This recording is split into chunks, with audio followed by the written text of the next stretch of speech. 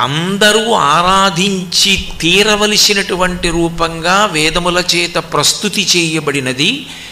తెలిసినా తెలియకపోయినా, పండితుడైనా పామరుడైనా, స్త్రీ పురుష, పండిత పామర కుల మత వివక్ష లేకుండా అందరూ ఆశ్రయించేది, ఆరాధించేది ఎవరిని అంటే అమ్మ రూపంగా పరదేవతని ఆరాధన చేస్తారు. అసలు యథార్థం చెప్పాలంటే వేదం అంది మాతృదేవో భవ అంది.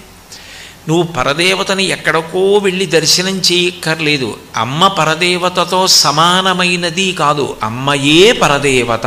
మాతృదేవో భవ. అమ్మ కన్నా పరదేవత ఉండే అవకాశం లేదు. పరదేవతయే అమ్మ రూపంలో భూమి మీద తిరుగుతోంది. జగద్గురువులైనటువంటి శంకర భగవత్పాదులంతటి వారు మాతృకా పంచకం చేస్తూ అమ్మ రూపంలో పరదేవత ఉంది కాబట్టి ఈ సృష్టి నడుస్తోంది. బిడ్డ పుట్టగానే తండ్రి ఇన్ని కోట్లకు పడగలెత్తిన వాడైనా పోషించలేడు. పాలిచ్చి పోషించేది అమ్మ, స్థితికర్త. పిల్లవాడికి నిద్ర పట్టాలి అంటే అమ్మ స్పర్శ తగిలి అమ్మ జోకుడితే నిద్రపోతాడు. స్వల్పకాలిక లయానికి నిద్ర అని పేరు. స్వల్పకాలిక లయం చేస్తుంది కాబట్టి అమ్మ పరదేవత. సృష్టి స్థితి లయ మూడిటిని అమ్మ చెయ్యగలదు. అందుకనే సాక్షాత్ ఆ పరదేవతయే భూమి మీద అమ్మగా ఉంది.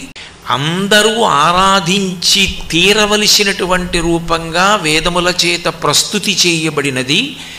తెలిసినా తెలియకపోయినా, పండితుడైనా పామరుడైనా, స్త్రీ పురుష, పండిత పామర కుల మత వివక్ష లేకుండా అందరూ ఆశ్రయించేది, ఆరాధించేది ఎవరిని అంటే అమ్మ రూపంగా పరదేవతని ఆరాధన చేస్తారు. అసలు యథార్థం చెప్పాలంటే వేదం అంది మాతృదేవో భవ అంది. నువ్వు పరదేవతని ఎక్కడికో వెళ్ళి దర్శనం చేయక్కర్లేదు. అమ్మ పరదేవతతో సమానమైనది కాదు, అమ్మయే పరదేవత. మాతృదేవో భవ.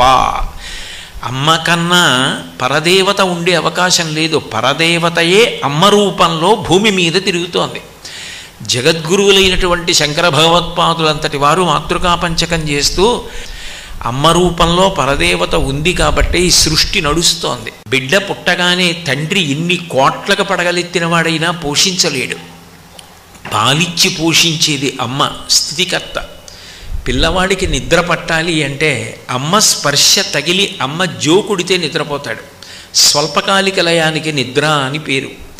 స్వల్పకాలిక లయం చేస్తుంది కాబట్టి అమ్మ పరదేవత. సృష్టి స్థితి లయ మూడిటిని అమ్మ చెయ్యగలదు. అందుకనే సాక్షాత్ ఆ పరదేవతయే భూమి మీద అమ్మగా ఉంది.